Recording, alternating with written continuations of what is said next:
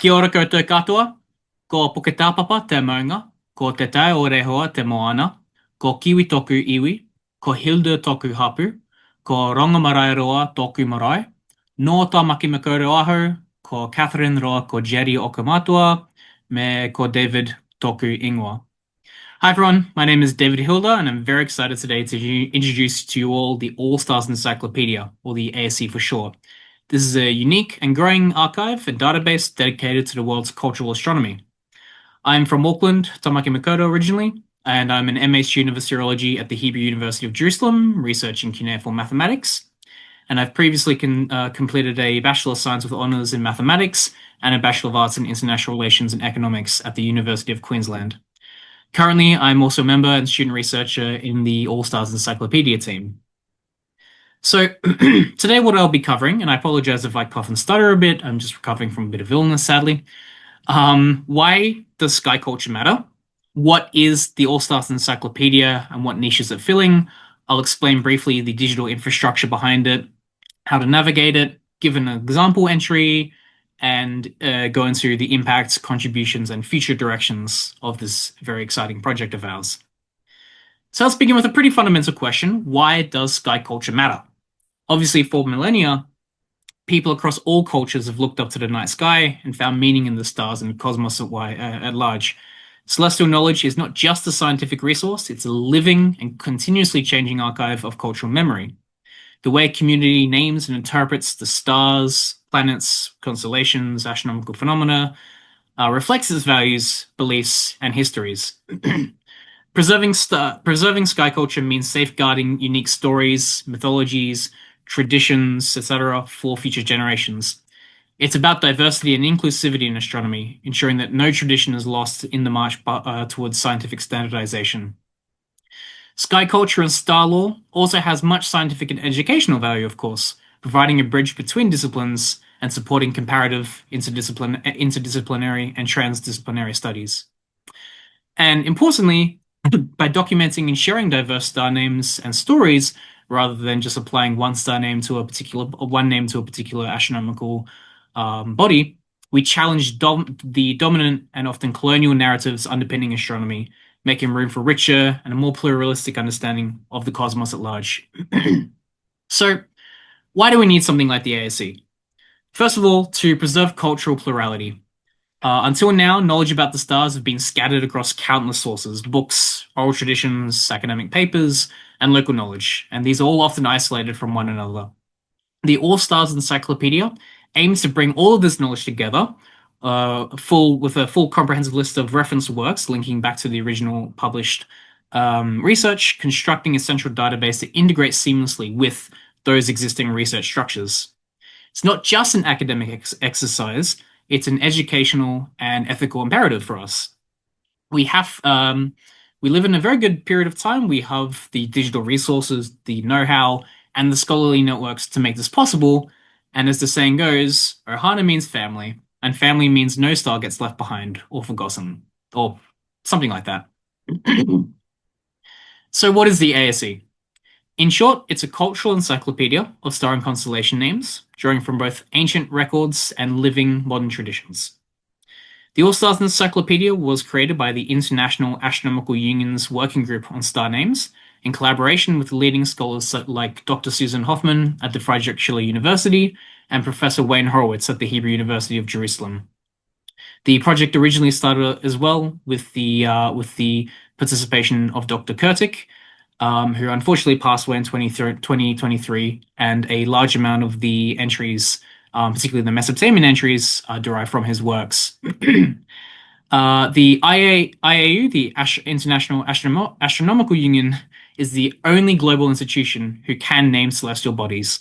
It serves as a companion to the IAU's official star naming catalog, but the ASE comes in with a broader and more inclusive mission. And that mission is to preserve cultural star knowledge, to promote inclusivity in astronomy, and to actively decolonize scientific narratives. So let's have a look at how it works and delve a tiny bit into the digital infrastructure behind the All-Stars Encyclopedia.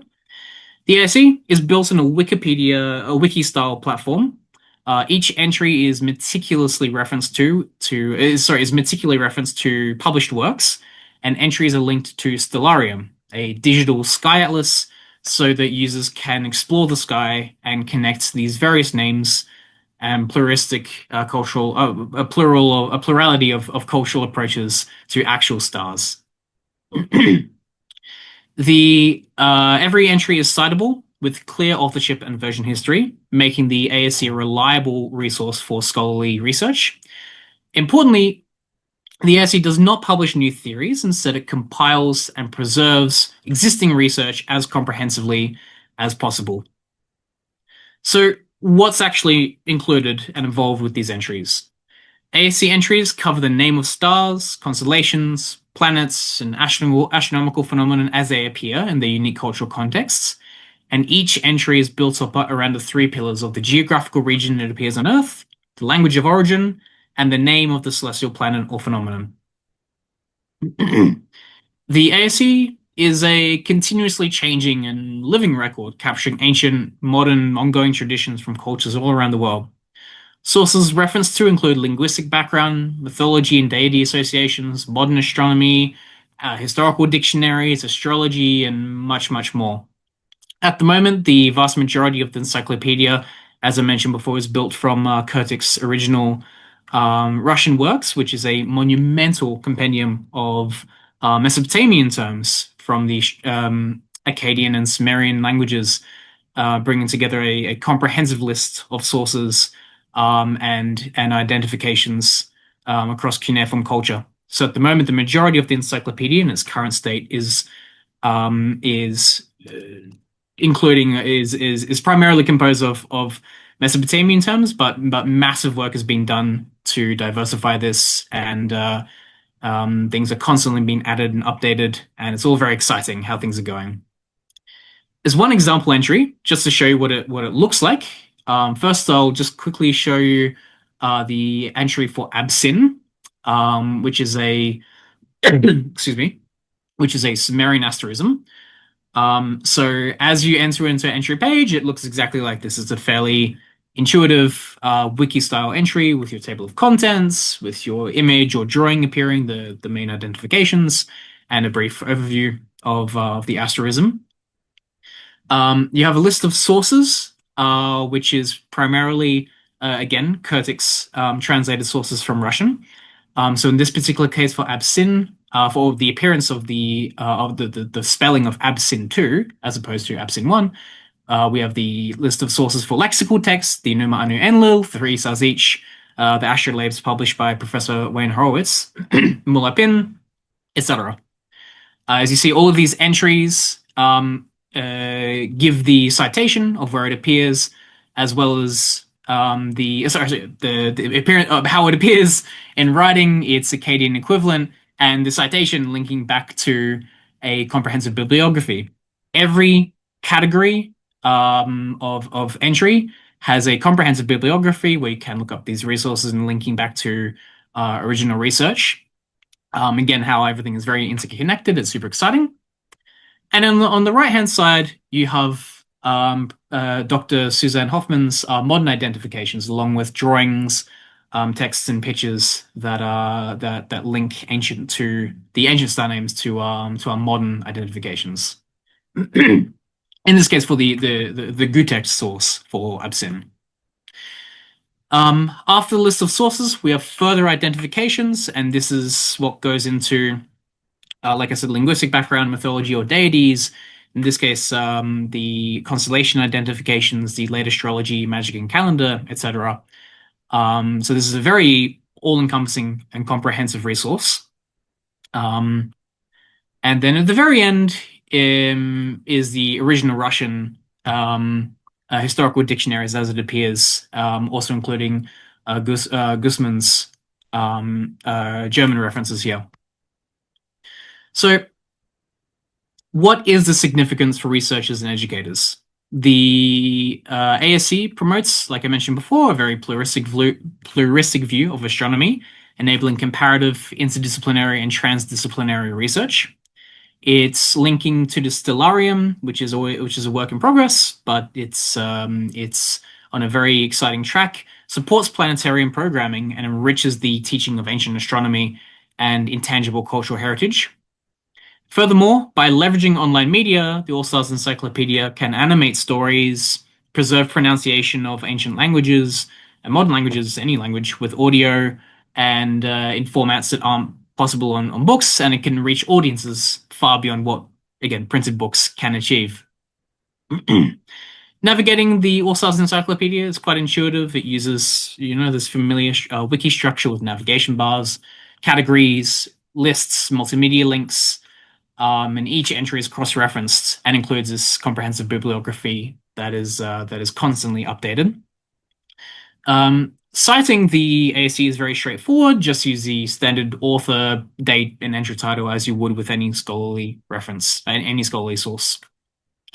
Looking ahead, the All Stars Encyclopedia is expanding beyond its predominantly Mesopotamian foundation to include many entries from other massive astronomical databases across Chinese sources, across ancient Greece, across Arabic, and also a particularly special focus on global indigenous cultures such as Australia and right here in Aotearoa, New Zealand.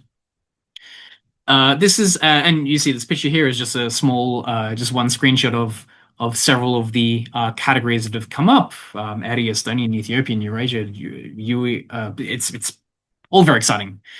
And of course, this is a collaborative project, and we want to invite all interested scholars to contribute, provide feedback, and help shape the future of the ASE. If you'd like to get involved in any way, please if you have any questions, of course, please reach out to Dr. Susan Hoffman at the email on the screen. And finally, I'd like to acknowledge the foundational works of scholars like Guzman, Kurtik, and Manfred Krebenik, whose research underpins much of the All Stars Encyclopedia's content. So in closing, the All Stars Encyclopedia stands as a very strong testament to the richness and diversity of humanity's relationship with the stars.